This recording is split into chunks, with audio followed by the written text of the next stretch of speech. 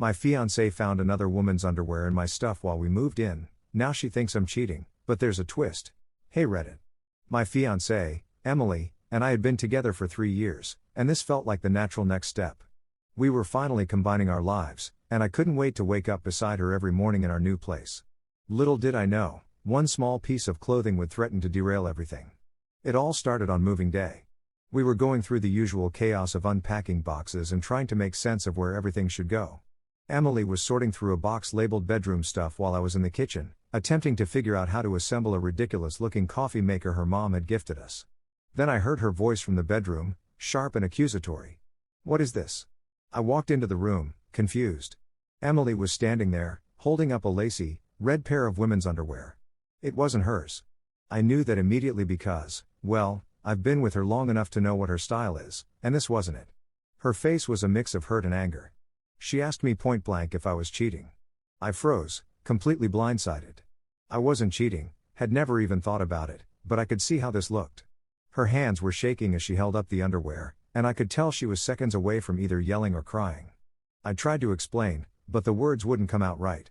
I said I had no idea where it came from, which sounded like the worst excuse ever. She wasn't buying it. She kept pressing, asking if I had brought someone else into the apartment before we moved in or if I'd been unfaithful when we were apart. In the heat of the moment, I realized I had to calm her down first. I told her to sit, and I promised to explain everything once I had a chance to think. The problem was, I genuinely didn't know where the underwear had come from. I started racking my brain, going through every possible scenario. Then it hit me. About 6 months ago, I had loaned one of my suitcases to my younger sister, Lisa, when she went on a weekend trip with her friends. I remembered because she had texted me afterward, joking about how my suitcase was way too bachelor-y and needed some serious cleaning. At the time, I hadn't thought much of it, but now it made sense. I explained this to Emily, telling her it must have been Lisa's friend's underwear that accidentally ended up in the suitcase.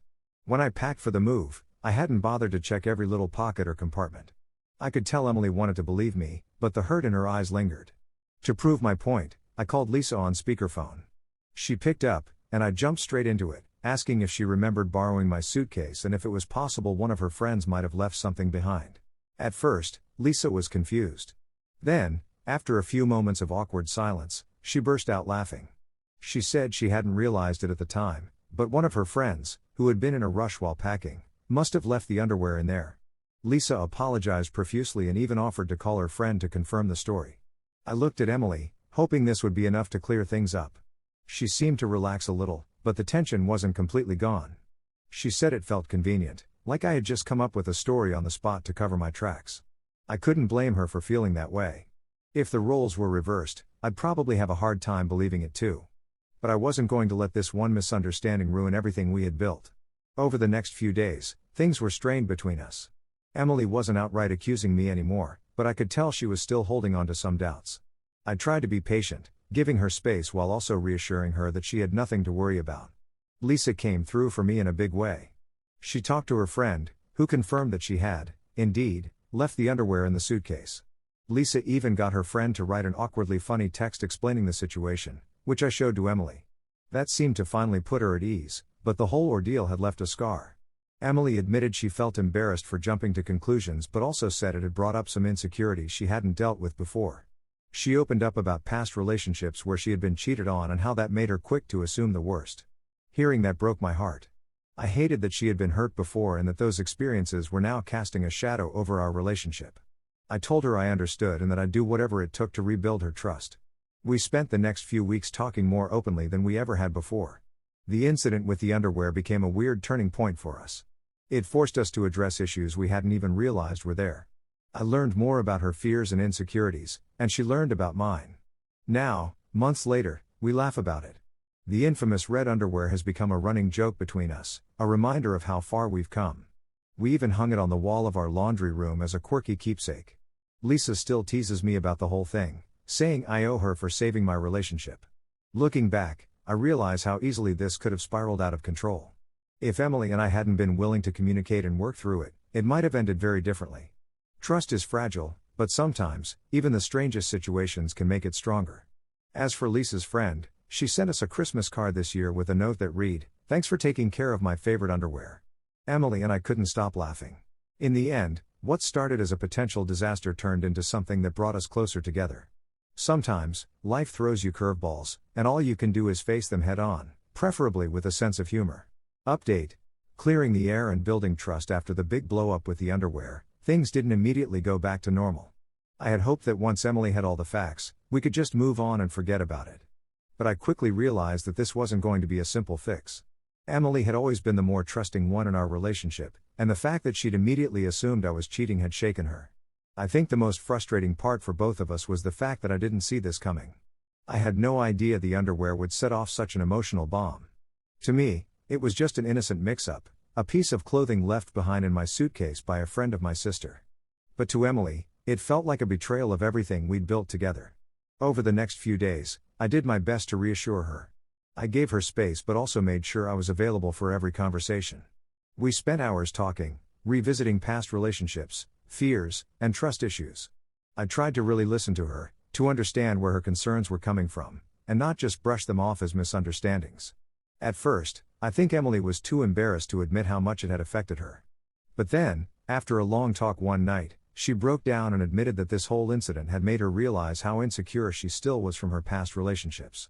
She told me that she never fully healed from her previous heartbreaks, and as a result, she always expected the worst. That really hit me hard. I had no idea she was still carrying that kind of emotional baggage. I told her I'd do whatever I could to help her work through it, but it was going to take time. Trust, I explained, was something that was built over years, not months, and we both had to be patient with each other. We decided to go to therapy, both individually and as a couple. It felt like the right move for us, especially since we'd both experienced difficult moments in past relationships that still haunted us. Therapy gave us tools to communicate more effectively and to address issues before they escalated. It was hard at first, but we're both committed to making this work. The trust isn't 100% back yet, but I can feel us getting closer. Every day is a step forward, and Emily is slowly starting to believe me when I say I'm not going anywhere. That alone has been worth the effort. Another update. The test and the truth. A few weeks after the underwear incident, Emily started doing something I didn't expect. She started checking up on me. She'd ask where I was going, who I was talking to, and even peek over my shoulder when I was texting or checking my phone. I could feel her anxiety, and I could see she was trying to regain control of her emotions. But honestly, it was starting to get under my skin. I'm a pretty private person, and I've never been one to hide things from her, but the constant checking felt like an invasion. I knew she was just trying to reassure herself, but it was starting to feel like I was being treated like someone who had already proven to be untrustworthy. I decided to bring it up, hoping it would be another opportunity for us to grow and communicate. One night, after we'd gotten home from work, I sat her down and said, "I know you're hurting, and I know you're still processing everything, but I need you to trust me. Checking my phone, asking about every little thing I do, it's making me feel like I'm the one in the wrong, and that's not fair." At first, she was defensive. She apologized, but I could see the guilt in her eyes. She was trying to get control back in a situation where she felt completely powerless. But after a long conversation, she admitted that her constant checking wasn't about me, it was about her. She was terrified that she was going to lose me, and in a strange way, checking up on me was her attempt to catch me before I could hurt her. It was a huge breakthrough. It wasn't easy to hear, but it made me realize just how deep her fears went. And it also made me realize that I couldn't just tell her to stop. I had to be patient and show her that I was worth trusting again. That night, I promised her that I wouldn't do anything to jeopardize our relationship. I would continue working on my communication, and I wouldn't hide anything from her. It was a turning point for us, though, because after that, things started to calm down. She started asking fewer questions, and I began reassuring her more often that I was committed to her. The next few weeks weren't perfect, but they were definitely better. Emily was working through her own insecurities, and I was doing my part to prove I was trustworthy. It felt like we were getting back to being partners, not just people trying to figure out where everything went wrong. Final update. Where we are now in the final chapter, it's been several months since the underwear incident, and I can honestly say we're in a much better place than I ever thought possible. Our relationship is stronger now, and I think that's because of the challenges we've faced and overcome. Emily and I have continued therapy, both individually and as a couple.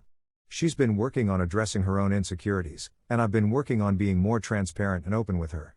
We've had some tough conversations, but those are the ones that really matter. We're learning how to communicate more honestly, without assuming the worst in each other.